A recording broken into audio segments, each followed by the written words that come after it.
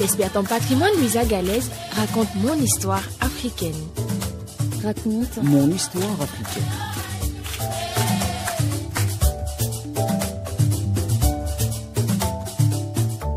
En Afrique, il y a une explication magique à chaque phénomène naturel. C'est ainsi qu'on explique la couleur des oiseaux.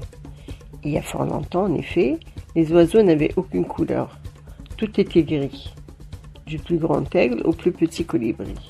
Et la savane, la forêt et les rivières semblaient bien tristes. Un jour, Nzambe, l'esprit de la création, décida d'organiser une grande fête de couleurs. Il convoqua tous les oiseaux au bord d'un lac sacré, au cœur de la forêt équatoriale. « Venez mes enfants, leur dit Nzambe. Aujourd'hui, chacun pourra choisir sa couleur. Mais attention, choisissez celle qui vous ressemble dans le cœur, pas seulement aux yeux. »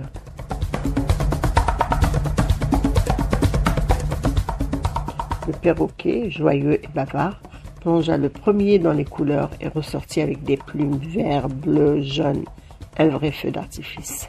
Le paon, un peu orgueilleux, choisit des tons bleus et dorés, avec une traîne brillante comme le soleil.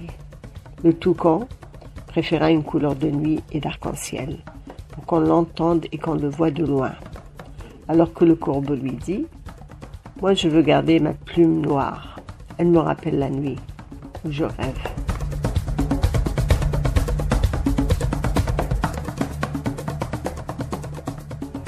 Nzambe sourit, car le noir est une couleur de la sagesse. Mais certains oiseaux furent trop pressés. La pintade se roula dans le désordre, elle portera partout des points blancs désordonnés. D'autres choisirent la discrétion, comme le coucou, le hibou, qui prirent les teintes de l'écorce ou des feuilles pour ne pas être vus. Quand tous les oiseaux eurent choisi, Nzambe souffla sur eux une brise légère, et les couleurs brillèrent sous le soleil. La forêt fut enfin remplie de couleurs dansantes, et depuis ce jour, le ciel d'Afrique chante en 1000 couleurs. Ainsi, selon les anciens, les oiseaux obtinrent leurs couleurs, non par hasard, mais selon leur cœur, leur voix et leur histoire.